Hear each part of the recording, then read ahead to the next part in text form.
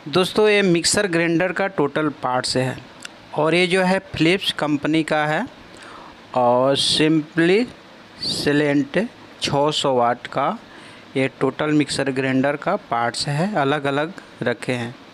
ऐसे में आप लोगों को ऐसे दे दिया जाए तो आप शायद इसे कस नहीं पाएंगे।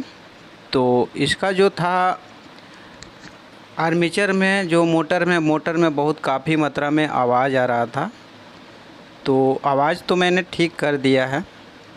इसके लिए मैंने एक वीडियो बनाया है और आज हम आप लोगों को इस वीडियो में बताएंगे इस ग्राइंडर को टोटल पार्ट्स जो है कैसे सेटिंग करना है। केवल यही हम आज के वीडियो में आप लोगों को बताएंगे।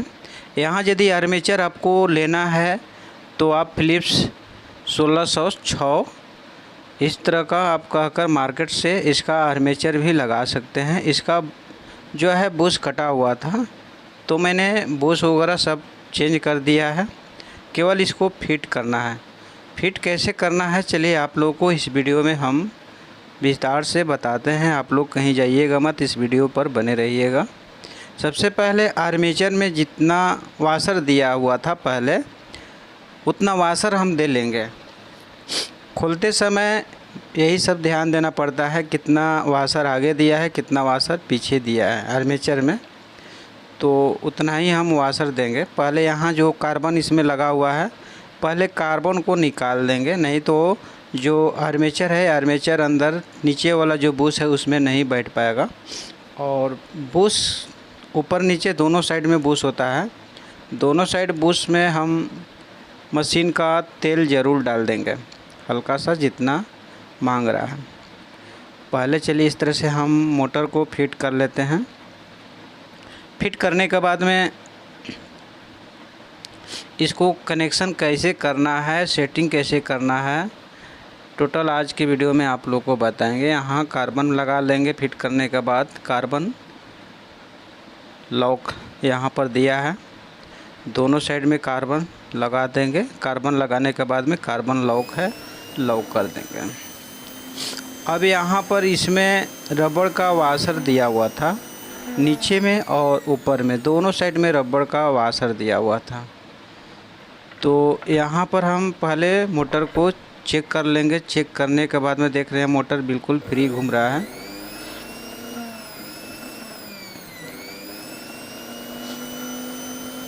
देख रहे हैं दोस्तों मोटर बिल्कुल फ्री घूम रहा है। पहले मोटर से बहुत काफ़ी आवाज़ आ रहा था तो उसके वजह से इसका बुश मैंने चेंज कर दिया है। बुश कैसे चेंज करना है उसके लिए हम इसी वीडियो के डिस्क्रिप्शन लिंक में इसका जो लिंक है डाल देंगे, जो बुश चेंज करना है। तो बुश चेंज करना बहुत साधारण सा काम है।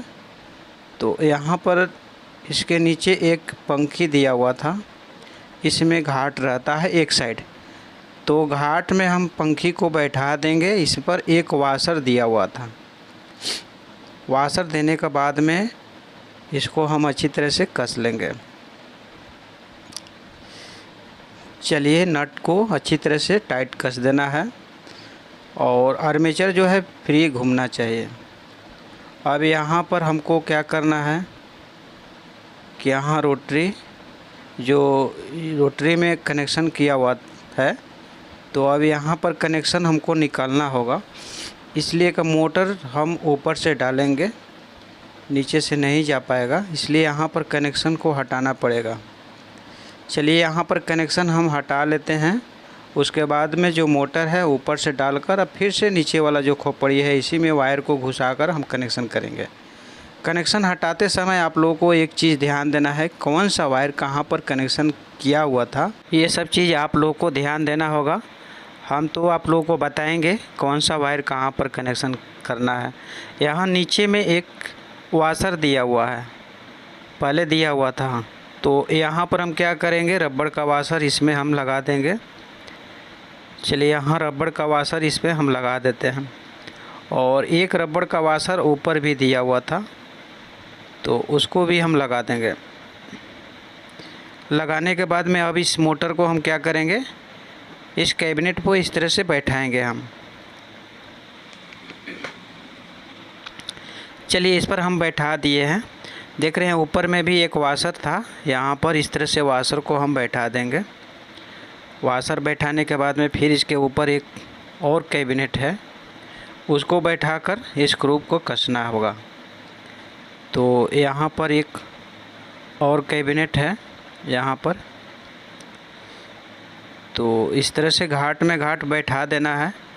और जो लिखावट है फिलिप्स वो आगे होना चाहिए, पहले उल्टा इसका लिखावट था, कहीं शायद पहले रिपेयर किया होगा तो उल्टा कस दिया था। यहाँ पर मैंने सीधा कर दिया है और स्क्रू जो है इसमें 4 स्क्रू कसा हुआ था, तो 4 स्क्रू को कस देना है। तो यहाँ पर ऊपर वाला कैबिनेट अभी नहीं कस पाएंगे, इसलिए कि नीचे एक और कैबिनेट दिया हुआ था। यहाँ पर पहले हम एक वाशर बैठा लेंगे, बैठाने के बाद में नीचे एक और कैबिनेट था, तो इस कैबिनेट में कनेक्शन जो था इसी में निकाला हुआ था। दोनों साइड में होल है, होल में 2-2 वायर लगाकर कनेक्शन निकाला हुआ था, तो उसी तरह से हम कनेक्शन पहले निकाल लेंगे। चलिए यहाँ पर कनेक्शन निकाल कर पहले हम इस तरह से बैठा लेंगे, जो कि रोटरी पर अभी कनेक्शन करना बाकी है। अब उसके बाद में हम क्या करेंगे कि इसमें स्क्रू कसेंगे। तो स्क्रू का साइज़ एक बड़ा है एक छोटा है, तो बड़ा वाला जो स्क्रू का साइज़ है तो इसमें 2 साइज़ का स्क्रू है, छोटा और बड़ा। तो बड़ा वाला जो है सबसे नीचे वाला जो बॉडी कसेंगे उसके लिए है, और छोटा वाला जो स्क्रू का साइज़ है तो इसमें हम कसेंगे। तो चलिए बड़ा वाला स्क्रू को हम दिखा देते हैं। नीचे वाला जो कैबिनेट है इसमें यहाँ तक इस तरह से आएगा, ये बड़ा वाला है तो यहाँ तक आ रहा है। इसमें छोटा वाला डालेंगे तो नहीं जा पाएगा, इसलिए कि छोटा वाला जो स्क्रू है नीचे में कसेंगे, जो ऊपर वाला कैबिनेट था उसमें हम कसेंगे। तो इसमें भी 4 होल रहता है, तो छोटा वाला स्क्रू क्या करेंगे कि एक वाशर इस पर दिया हुआ था, तो इस तरह से चारों स्क्रू को इसमें हम फटाफट चलिए कस लेते हैं। तब तक आप लोगों से एक छोटी सी रिक्वेस्ट है कि आप यदि मेरे चैनल पर नए हैं, अभी तक मेरे चैनल को आप सब्सक्राइब नहीं किए हैं, तो आप मेरे चैनल को सब्सक्राइब ज़रूर कर देना, लाइक कर देना। और इलेक्ट्रॉनिक से जुड़ी जो भी जानकारी आप लोगों को लेना है तो नीचे कमेंट बॉक्स में ज़रूर बताना। यहाँ पर कनेक्शन करने के लिए हम क्या करेंगे कि भूरे कलर का जो वायर है 0 पर और 1 पर यहाँ पर हम कनेक्शन कर देंगे। और यहाँ पर इंडिकेटर का देख रहे हैं भूरा वाला 0 पर है, 1 पर है, 2 नंबर पर ग्रीन कलर है और 3 नंबर पर येलो कलर का वायर है। यहाँ पर मोटर का कनेक्शन हो गया। और यहाँ पर जो एक ब्लैक कलर का जो वायर है ये कॉमन के लिए है, जो कि इसमें न्यूट्रल और फेज 2 सप्लाई आता है, तो एक न्यूट्रल दे देंगे इस पर ब्लैक वाला पर, या एक रोटरी के पोल पर दे देंगे। यहाँ पर इंडिकेटर लगा हुआ था, तो इंडिकेटर का कनेक्शन और मेन लीड का कनेक्शन और एक ब्लैक वाला जो वायर है न्यूट्रल का उसका कनेक्शन वापस में इस तरह से कनेक्ट कर देंगे, ताकि सप्लाई आएगा तो इंडिकेटर जलना चाहिए। यहाँ पर रोटरी कसने के लिए पहले नोब को ऊपर की तरफ कर लेंगे हम, उसके बाद में रोटरी को हम कसेंगे। तो यहाँ पर देख रहे हैं ओवरलोड स्विच दिया हुआ है, ये मेन लीड का वायर है। मेन लीड का वायर एक ब्लैक पर चला गया और एक ग्रीन कलर का जो वायर है इंडिकेटर पर जा रहा है, देख रहे हैं यहाँ पर। और एक वायर जो मेन लीड का बच रहा है तो ओवरलोड स्विच में गया है, तो यहाँ पर तो वहाँ से हम क्या करेंगे कि एक वायर लेकर इंडिकेटर पर दे देंगे और एक वायर लेकर रोटरी स्विच के पोल पर कनेक्शन कर देंगे।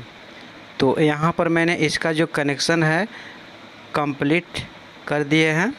और यहाँ पर रोटरी कसने के लिए नोब में एक गांठ रहता है ऊपर की तरफ करके, यहाँ इस स्क्रू को दोनों साइड में कस देना है। यदि आप उल्टा भी कस देते हैं तो इसको पलट देना है, कुछ करना नहीं है। तो यहाँ पर उसी तरह से कसकर और यहाँ पर नोब हम लगा देंगे। अब चलिए इसको हम नीचे वाला जो कैबिनेट है, नीचे वाला कैबिनेट को फटाफट फिट करके आप लोगों को चेक करके दिखा देते हैं। यहाँ पर इसका जो वायर है, वायर को अच्छी तरह से समेट लेना है। समेटने के बाद में यहाँ एक और चीज़ रह गया है कपलर कसने के लिए। तो ये गूना वाला है, पुश वाला रहता तो कसने के बाद में भी लग जाता, लेकिन ये गूना वाला है। इस तरह से हमको कसना है, ये उल्टा खुलता है और उल्टा कसाता है, तो इस तरह से हमको कसना है। अब चलिए इसको कसने के लिए नीचे के क्या करेंगे कि एक हाथ से इस पंखुड़ी को पकड़ लेंगे, पंखी को, और यहाँ जो है चाबी की मदद से इस कपलर को हम कस लेंगे। यहाँ पर मैंने कपलर को कस दिया। उसके बाद में नीचे वाला जो कैबिनेट है इसको फिट करेंगे। चलिए होल में होल मिलाकर लंबा वाला जो स्क्रू है, लंबा वाला स्क्रू को चारों होल में लगाकर हम कस देंगे। और उसके बाद में 4 गोड़ी इसमें दिया हुआ है, चारों गोड़ी को क्या करना है, इसको भी उसी तरह से कस देना है। यहाँ पर चलिए सीरीज में लगाकर पहले चेक कर लेते हैं। यहाँ रोटरी को ऑन करते हैं। यहाँ इंडिकेटर देख रहे हैं जल रहा है, कपलर भी घूम रहा है। पहले नहीं घूम रहा था सीरीज में लगाने के बाद में, लेकिन अब घूम रहा है। अब चलिए इसको निकाल कर डायरेक्ट बोर्ड में लगाकर आप लोगों को दिखा देते हैं। यहाँ पर डायरेक्ट बोर्ड में लगा दिया। चलिए यहाँ से ऑन करते हैं।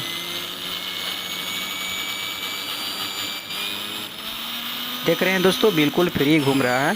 तो दोस्तों आज का वीडियो आप लोगों को कैसा लगा आप नीचे कमेंट बॉक्स में ज़रूर बताना, और इस वीडियो को ज़्यादा से ज़्यादा शेयर ज़रूर करना।